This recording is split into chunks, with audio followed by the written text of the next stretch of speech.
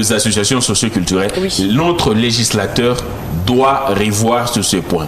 Si les législateurs ne revoient pas maintenant, peut-être quand nous serons nous autres ici des députés, on aura quand même le temps de pouvoir soulever ces points à l'hémicycle, question que les choses puissent un peu rentrer sous les rails, parce que ce qui est sûr, c'est comme qui dirait les associations socioculturelles deviennent de dépôts ou soit encore de caisses de résonance des politiques, ce qui n'est pas une très bonne chose selon moi. Raison pour laquelle j'exhorte ici nos frères et sœurs congolais, nos compatriotes.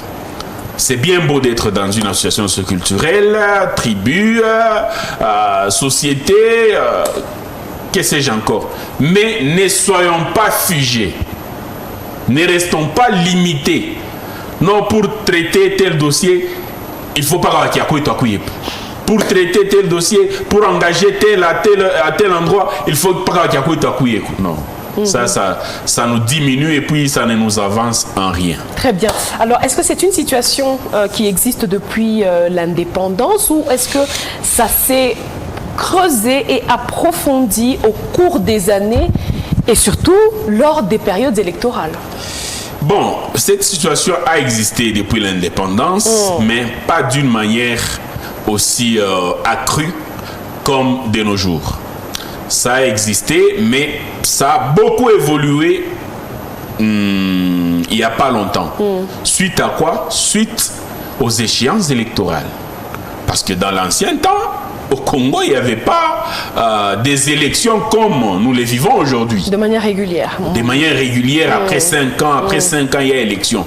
Là, nous félicitons quand même les décideurs politiques congolais qui respectent quand même les dates des échéances électorales ou bien de leur mandat. Là, c'est un succès ou bien c'est une avancée très significative. Très, très bien. Eh bien, ça existe, mais ça a pris quand même de l'ampleur, comme je le disais, suite aux échéances électorales. Très bien. Parce que vous savez, madame, on doit se dire des vérités. Il y a certaines personnes qui osent de postuler sans base électorale.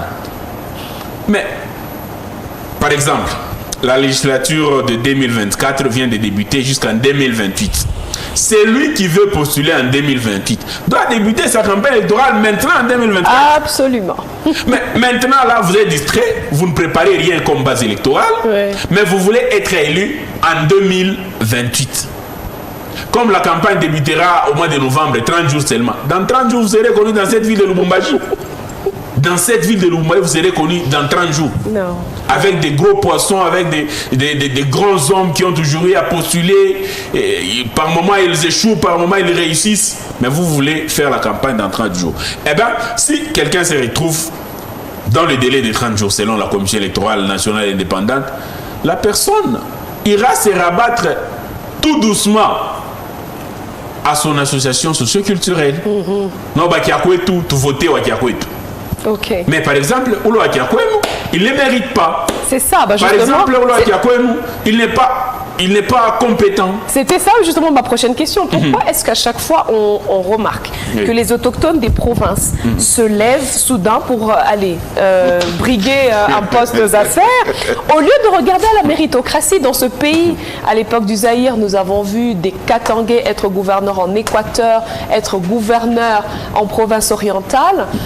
C'était par méritocratie. Qu'est-ce qui se passe aujourd'hui? Pourquoi est-ce que la méritocratie est balayée du revers de la main au profit de la fibre ethnique? Eh bien, c'est une histoire très regrettable. J'ose aborder ces points dans l'une de vos numéros du mois de mars, j'espère que c'était en 2022, avec Madame Rebecca Faïla, que je salue en passant. Ces histoires ne nous avancent en rien. Vous vous souviendrez, nous sommes en 2024. L'année 2023, il y a eu élection en République démocratique du Congo.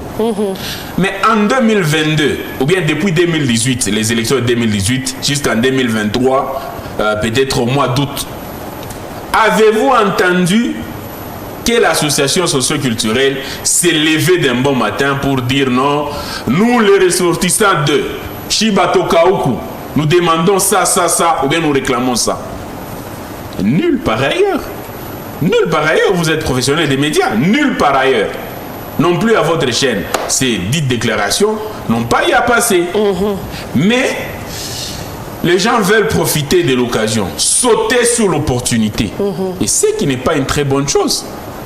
Revenons un peu en arrière. Personnellement, je suis Katangé. Je ne me dis pas que je suis au Katangé, Lualabé, Tanganike ou bien au Lomami. Non, moi je suis Katangé. Je suis né du temps où les Katanga étaient vraiment et indivisibles, nonobstant à la décentralisation qu'il y a eu. Très bien. Mais aujourd'hui, si vous me demandez, moi, qui est né à Lubumbashi, grandi à Lubumbashi, étudié à Lubumbashi, marié à Lubumbashi, travaillé à Lubumbashi, mais aujourd'hui, là, si par exemple, je ne dis pas que c'est la réalité, moi, je veux devenir, par exemple, maire de la ville, pourquoi pas gouverneur, et vous voulez me demander d'aller postuler, par exemple, dans le Holomami, parce que je m'appelle Ndala, je dois être dans le Holomami. Je n'ai jamais habité là-bas. Je suis né, grandi ici. Mais aujourd'hui, on entend ce genre de discours, non? Tu veux postuler telle part, il faut aller dans ta province natale. Natal alors. Là où il y a eu tes grands-parents, tes parents,